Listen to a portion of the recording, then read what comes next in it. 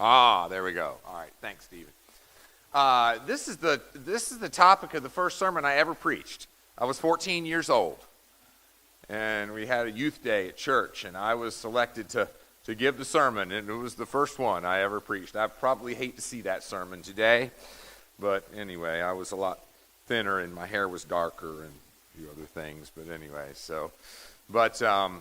the parable is still there, and it still has some great lessons for us.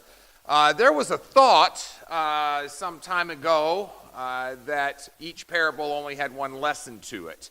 And that was a thought that was that came about as a pendulum swing, because years before that, probably centuries, there were leaders in the church who tried to make every little detail of a parable to mean something. And the truth is, every little part of every parable doesn't necessarily have significance. And so some of the things that are just there as part of the story and so forth. But I think we need to have a happy medium on this regard and realize that, take each parable on its own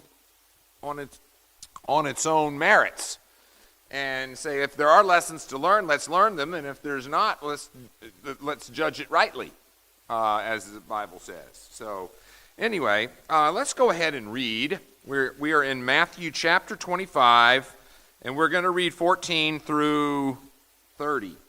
Matthew chapter 25, verses 14 through 30. Again, it will be like, now, I'm going to stop there for just a second. Don't laugh, okay. I didn't even get past the first line. It. Someone tell me what it is. Again, it will be like. What is the it? Somebody who's been listening to all the parables we've been reading. Somebody tell me. Frank? What is the it? It will be like.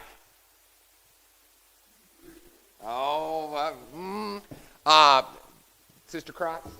The kingdom. Very good. It is the kingdom. The kingdom will be like. If you look in the previous parable, it kind of answers the question. The previous one is the parable of the 10 virgins. And it says, at that time, the kingdom of heaven will be like. And then Jesus says, again, it will be like a man going on a journey who called his servants and entrusted his property to them.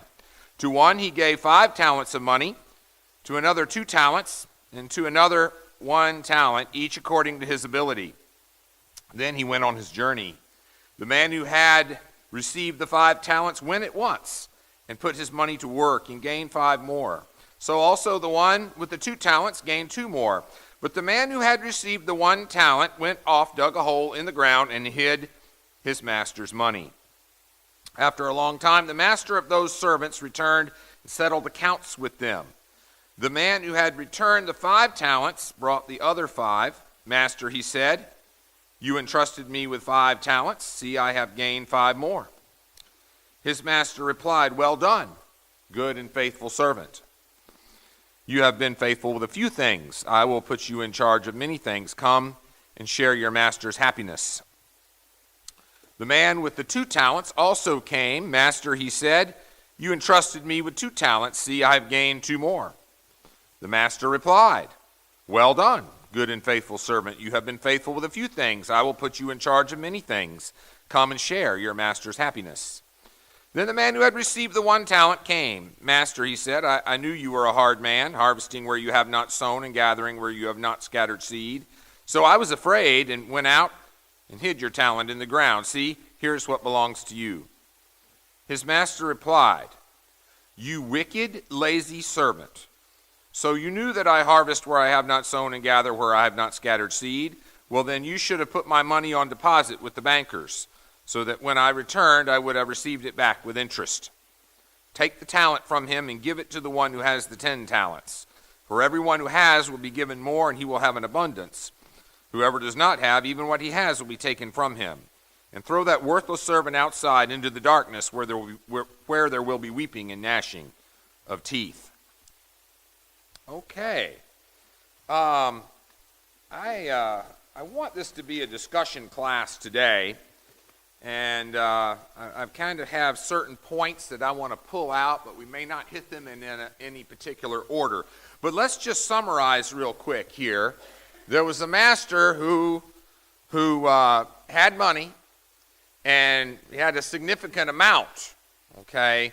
A talent was, it was actually a measure of weight. But if it was gold or silver or even copper, it was a measure of money, because it was how much that gold weighed or how much that money weighed. It was a measure of weight. It would be like so many pounds.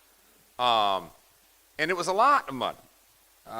It was very hard. I did some research on it, and it was very hard. I got conflicting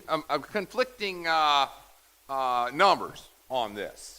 But it was a lot of money, and the best thing I can come up with for us to get a handle on as to how much, it appeared to be a year's worth of wages for a common person.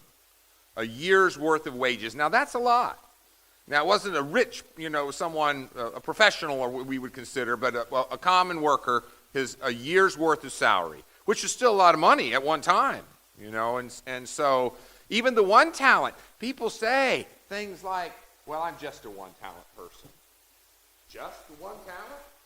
One talent was a lot. And so we need to not say such things. Each thing that God has given us is precious, and we need to value it. But I'm getting into the lesson of the story. So, but anyway, so he gives out the money, and it says according to his ability. Not everybody had the same amount. Some people had different amounts, 5, 2, 1, and apparently they were all expected to do something with it. And the one, of course, the first one went out, put it to work, made some business, whatever, did something with it, and made more money with it. And the second one did the same thing, made 100% profit, actually. Now, it doesn't say exactly. We say 100% profit, and we think annually in our heads, those of us who went to business school. But we don't know whether it was a year. It could be years. He's just said after a long time. That's all it says. And so, but he ended up doubling his money for the master. And so did the 2-talent person, but the 1-talent person went out and hid the money. Now, I want to mention this later on. The master mentioned the bankers. They did have banks back then, but it wasn't like banks today. Okay, it wasn't accessible to everybody, but apparently it was accessible to this person because the master at least expected him to do that. And so it wasn't. Instead, he went and did what with it?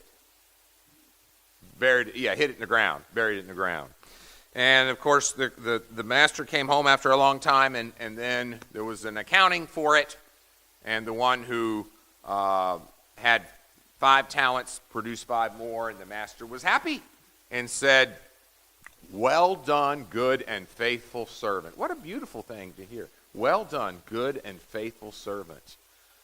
Isn't that what you want to hear? That's what I want to hear. Well done, good and faithful servant. And then he says, come and share your master's happiness. Come into the joy of your masters, what other translations say. Come and share your master's happiness. The other one, the same thing. Exact same thing with the 2-talent. Thank you. Exact same thing with the 2-talent person. Exact same thing. He doubled the money, made more money, and got the same attaboy. Same pat on the back. Go ahead, Frank.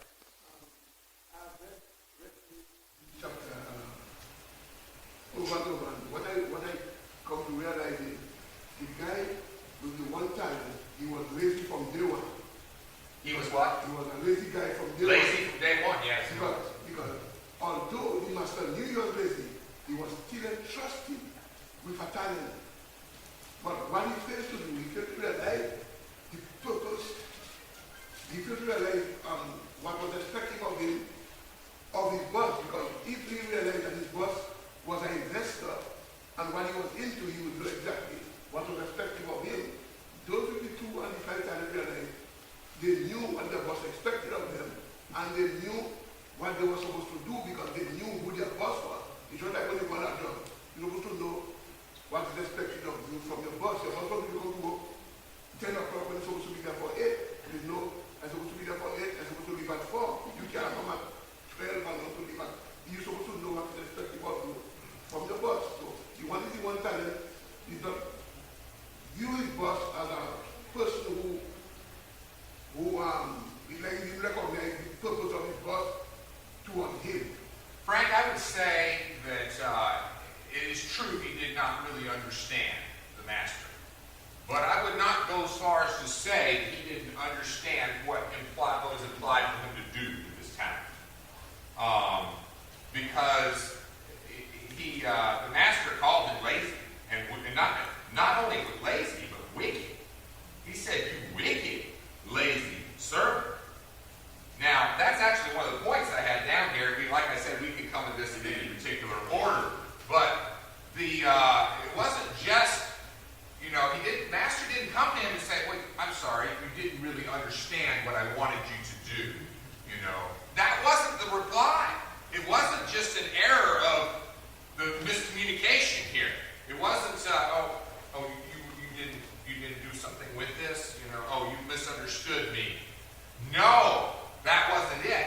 It was, "You wicked, lazy servant." Now, most of the time, when we think of wicked, we don't really think of lazy, do we? No. Most of the time, wicked is associated with like hatred or malice or murder or adultery or whatever. Wicked is like wicked. We have categories. This time, what is wicked? Lazy. Bonnie? It says the one with the 5 talent went right away. So the 2, they didn't say, the one talent, they said, "I'm not even going to bother. I'm going to just bury it. I don't want to work." When I'm in class teaching and I call for the homework assignment, okay, and everyone comes up, and then one student says, "Oh, I didn't know we were supposed to do this," and I'm like, "Raise your hand if you knew that you were supposed to do this," and everybody else in the whole class raises their hand. They said, "Is there some reason you didn't know?" Because everybody else seemed to know. So that's another reason why. The other 2 seemed to know what was going on. They seemed to know. This one didn't. Knowledge wasn't the issue. It was lazy. He just decided not to do it. Go ahead, Steve. He also spells out. Well, there's 2 Steves, right? I'm sorry. Go ahead. Whichever Steve wants to go first.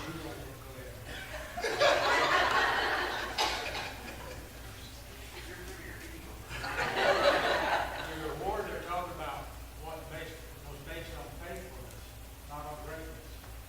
Oh, that's true. Absolutely. And that's another point I had in here. It wasn't so much that the amount that was made, it was the effort that was put forth. And the first 2 had although they ended up producing the same percentage, they were different amounts. But the master was pleased with it. They got the same reward. The same reward was well done, good and faithful servant. You're going to come and enter your master's happiness.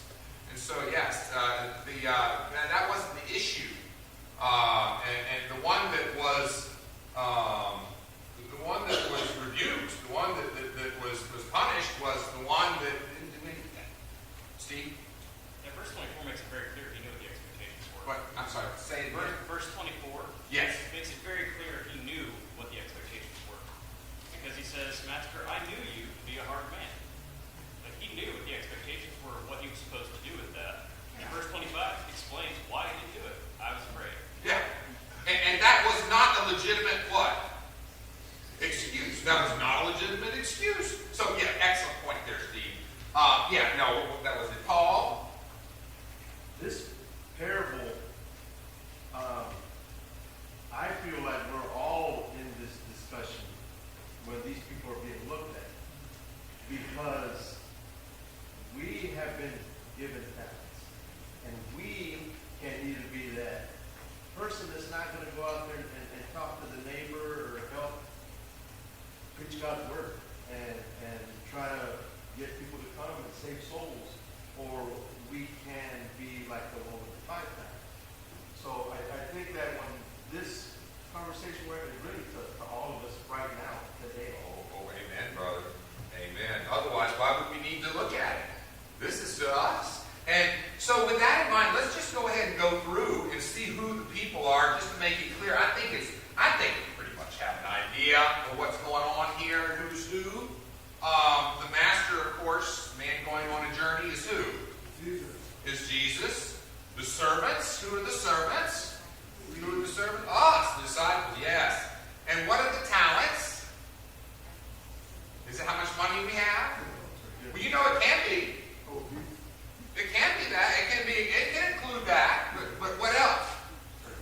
It's our gift. It's everything. You know, this, by the way, this parable is where we got the idea of using talents for abilities and gifts. Giftedness. This parable is where it came from. That's why, someone can play the piano real well. We say, oh, he's very talented. Talent. That's where it came from. And so that's kind of the thing there. So yes, it's all this is ours, what God has given us. And let's launch into one other thing here. Well, there's some side lessons that I want to get to.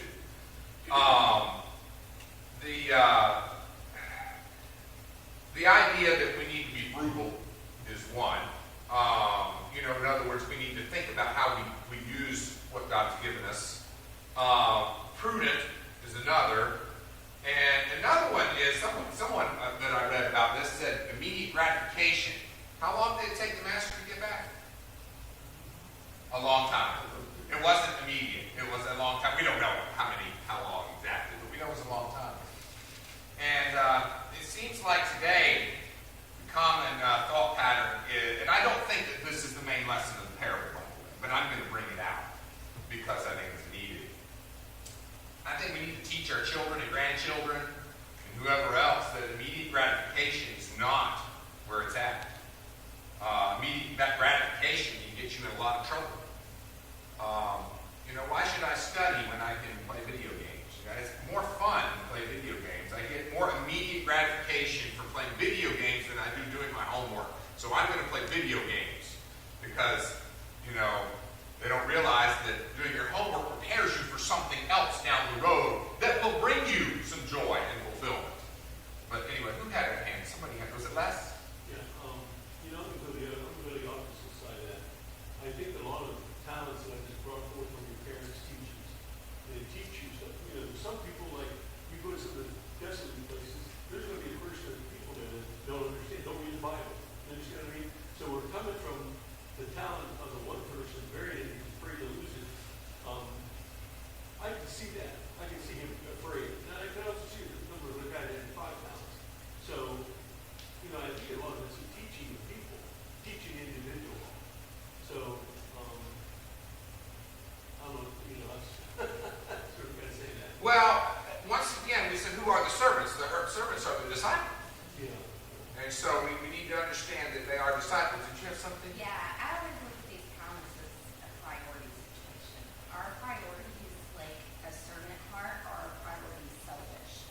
And when you look at the talents that the people had, like 5 talents, 2 talents, and 1 talent, that one person, they were very selfish with their talents and they looked at their priorities in life. And that's why I look at it too, like in our own way of how we do things here in the church. If we're prioritizing church and we imagine like everybody's business priorities on going to our neighbors, going to people that are teaching the word, spreading the gospel, prioritizing that, and it will grow so much more.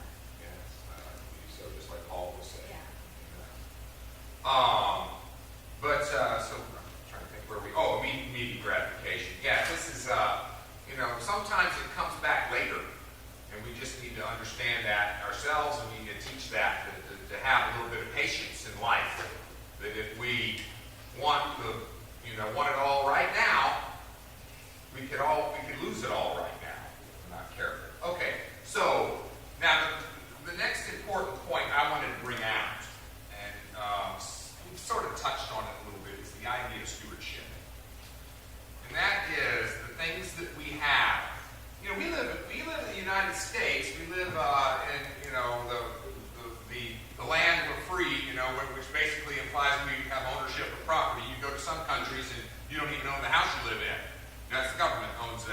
We let you stay there. But we own, and we take that to heart. We value that. Hopefully we do, actually. That idea, that form of government, I think is the best one.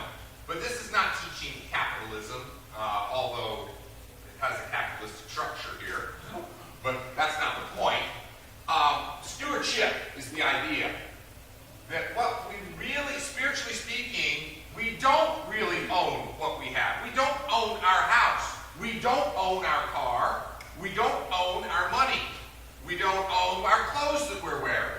We're not owners. As Christians, we are stewards. And that mindset is hard to get through sometimes. Go ahead, Frank. What I noticed in this parable, it coincides with the parable before the virgins and them. They were all given time. Because the Bible said in the talent, after a long time, he came back. Yeah, they were given time. That's why we today, Jesus, the Bible said, That's a good point. he has given all men the assurance. And he will come back and judge us with righteousness. Because we are given time. And even time is not ours. It's given to us by who? It's given to us by God. So he will come again to give account, or to give account of those how he came back to give account of the talent. The virgins and them, he came back to give account of the oil that was supposed to be their lamp. So we today, we have the same time, and he said he's going to come back again, and we're going to give an account to him of what we have done, bodies whether good or bad. So when I look at it, we all given time. So like the one who hit the talent, he jumped up and he was given time, just like the two others who had the 5 and the 2. You do have to ask yourself, what did the guy do all that time? I mean, he hit the money in the ground, and then what did he do? Mooch off the master's refrigerator? He just stuck around, and lived off the master's some money, and that's about it. We'll go with Steve. So one of the challenges I've always had with the idea of understanding this talent, and I do agree historically that we have gotten the concept of talents out of this, but to apply what came out of it back to the original text isn't always necessarily the safest bet. And here's the challenge with this parable. He says at the end that if you don't use it, it will be taken away from you and given to another. How do we apply that to a skill or ability? That doesn't To what ability? To a skill or an ability. Okay. And that doesn't necessarily equate. So I'm not saying that it isn't a valid use and concept that comes out. I think it is a valuable one. And I think it is the expectation that we use it. But there's also the idea, contextually, what he's talking about is the kingdom of heaven, right? All of it, when we talk about 10 virgins, Yeah. all of that Yeah. in the bigger picture is all about the kingdom of heaven. And you'll remember part of the discussion in this is that there are those who have ears to hear about this kingdom. And so I've heard an alternate understanding of this is possibly him saying, I'm giving you knowledge of the kingdom. Some have a greater knowledge as they invest more time in it to try to understand it. Some have lesser. And then the expectation is, on the other side of this, your knowledge of the kingdom that you've been given, you will grow. And if you don't grow, that value of that kingdom will be taken from you. Absolutely. I think we have too small of a concept of the talents. It is a broader understanding. We think of the talent as a speaking ability or something like that, but just the knowledge that we have, the life situation that we grew up in, as Les was talking about earlier. Some of us grew up in a very wonderful Christian home where the Word of God was taught and we learned it, and we grew up with loving parents who had us well adjusted in our lives or emotionally set. We don't have issues because we grew up in a foster home or a orphanage, and we have that. All of that is what's wrapped up in talents. Everything we have, all of that. And the question is, what are we doing with it? How are we using those good things, those blessings that God has given us? Some of us may not have all of that. Some of us may have less. But nevertheless, God has given us something.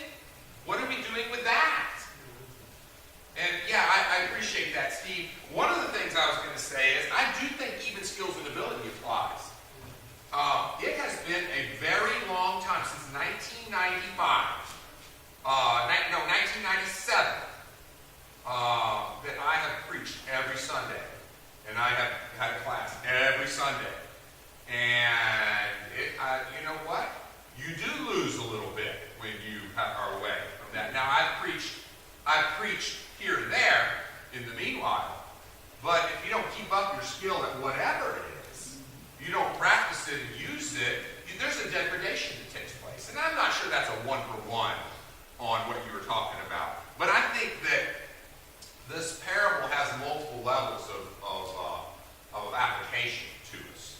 Because ultimately it's talking about the end time, the judgment at the end, when the master, does the accounting. But at the same time, the principle still applies a little along. Go ahead, brother. Yeah. What do you think the master knew their abilities? He said he gave the talents according to their ability. Yeah. And he probably knew that the guy who only gave one talent to, he said, well, he's pretty lazy. He may not really do much with it, but let's give him a shot. And God does that with all of us. You know what? It's our choice. We have free will. Matt? The way I've always looked at it, just it's opportunities. Opportunities to use your money, your talent, your knowledge of the word. They're all opportunities. And as we use them, if you think about it logically, there's usually another opportunity that's created because you took advantage of the opportunity that you had. You get more because... And at the end of the day, the goal is, we know our master is to bring him glory through the opportunities that he's given us. And if we bring him glory through the opportunities that he's given us, we are more than likely going to get more opportunities to bring him glory. And if we don't, then God's going to find a way to take that opportunity, if it's important to him, and give it to someone else to bring him glory. I love that idea of opportunities, because that's just another way that we're blessed, another talent. When we don't think of it that way, but when we go out and somebody comes to us and says, Paul, why are you so up all the time? What are you happy about? Why are you so cheerful in a bad situation? Why do you treat him like that? Because he treated you badly, and you responded favorably to him. Well, what's with you? There's an opportunity, isn't it? Now we can either say, well, I'm just a good person. I just do it that way. That's my philosophy of life. I just do it that way. Or we could say, it's really God in my life has done this to me inside because he's treated me good when I wasn't good. He was good to me when I didn't deserve it. And so I try to do that with others. And so there's two choices we can make. Opportunity, right there. Examples, we should pray. Lord, help me to see the opportunities to serve you this day. Because each day we have opportunities that come our way. Do we see them? Do we see them? All right, we'll go with Bonnie and then over here. It's taking initiative, faith over fear. If you see a chance, opportunities, you should take initiative and try to do your best. Take initiative. And that applies right with the parable. Because we could say, oh, but Lord, I was afraid that person may think I was a Jesus.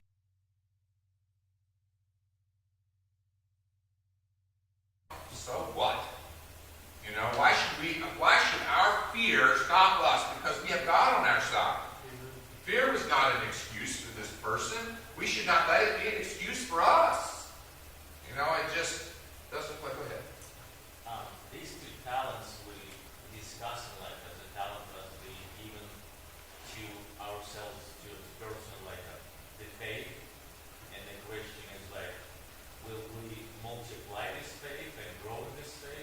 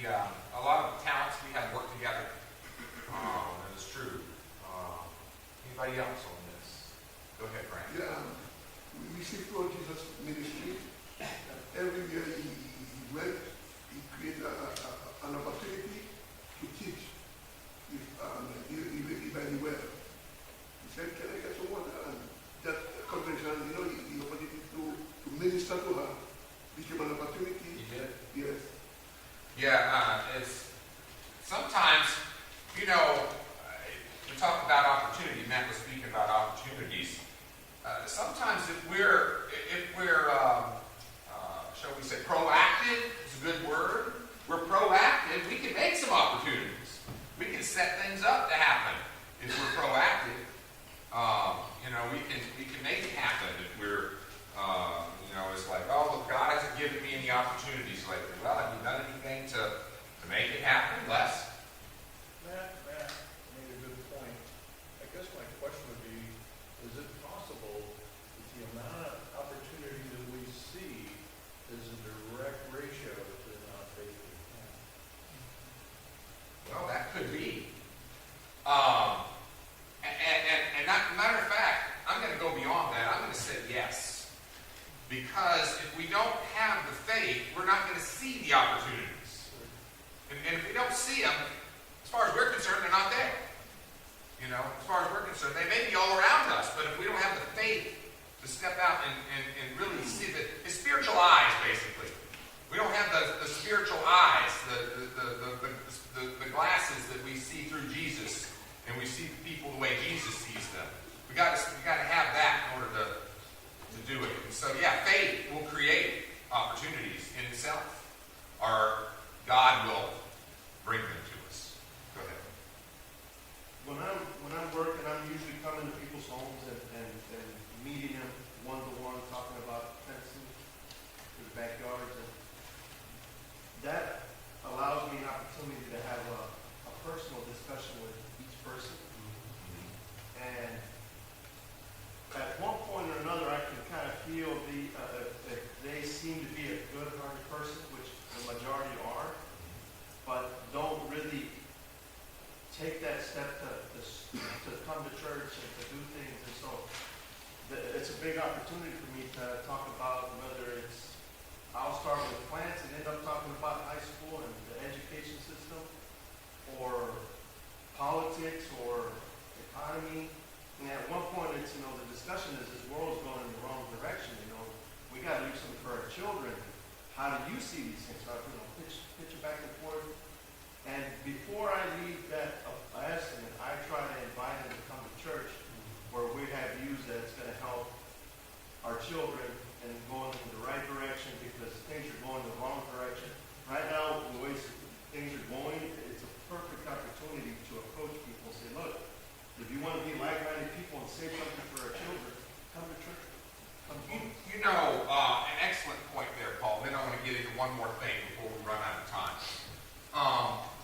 When we reach out to people in evangelistic efforts, just like Paul was saying, we may need to appeal to them on a level that they understand. As a matter of fact, we do need to appeal to them on a level that they understand. And they may understand helping raise my children, because they realize that's a tough job. Okay, I don't have children myself, but I can see the job that some of the parents are doing for the ones that I teach. You know, and some of it's lacking. Right, Nancy? Some of it's lacking. I've gone into some parent meetings before, and this is before I started teaching the advanced kids, but I've been into some parent meetings and walk out of that parent meeting saying in my head, I'm thinking, well, now I know why the kid's that way. I'm serious. You know, I'm thinking, well, some parenting instruction you take away. But here's the thing. It's really what I'm trying to get at, is that they may not have a spiritual mindset for themselves yet. They may not realize I need my soul to be saved. They may not realize I need Jesus in my life. Okay? They need all of that. But that may not get them here right away. But having something for their children to help raise their kids, well, that may get them here. And then they may learn about Jesus for themselves. You know, that may work out. God does all different ways to get his message to people. And so that's the thing. Now, there's one more thing I want to get to, and that is this. I seem to have lost my spot on this, but anyway, let's get to it. Is this teach salvation by works? Is this teaching salvation by works? It can't, it would contradict other things. You're exactly right, Matt. It's not. And here's the thing.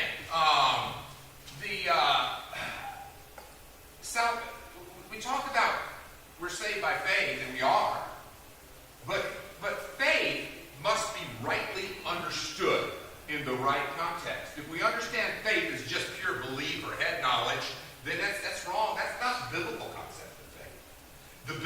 concept of faith includes acts. It includes works. It includes what we do. It's not what we do to earn our salvation. It's what we do because we love God and we have faith in Him and what He's done for us. God has prepared those things for us to do in advance, those good works for us to do, the Scriptures say. And so, faith, if someone says they have faith, but they're not, they bury the talent and sit back and prop their feet up, do they really have faith? Is that faith? No, that's not faith. Steve, and then Les. I think a lot of people shy away from wanting to use their talents because they think it requires unreasonable self-denial, self-control, self-service, and they don't want to give of themselves, so they shy away from it. This is true. There's many reasons people do that. Les? I was going to say on that part. What's that? Somebody said to me last week, the place looks beautiful, the ground is what you've done. It's not what I've done. It's what the congregation has done. What time they put into it, what time they put into it now. It's not so much that the area is cleaned up and everything's taken away and cleaned. It's the congregation did that.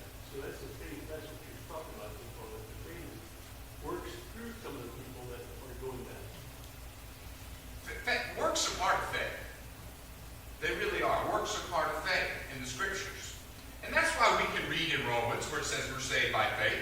That's okay. We are. We are saved by faith. Absolutely. But faith includes a bunch of things. Faith includes trust. Faith includes obedience that accompanies that. It obviously includes belief. Go ahead, Larry. Faith without works. It's dead. That's exactly right. Faith without works is dead. In other words, it's not really faith. Not that we think of faith. It's faith without works is dead. And it's not works that earn our salvation. It's works that come from faith. Paul said in the book of Romans, chapter 1, verse 5, he said, you've been called to the obedience that comes from faith, or the obedience of faith.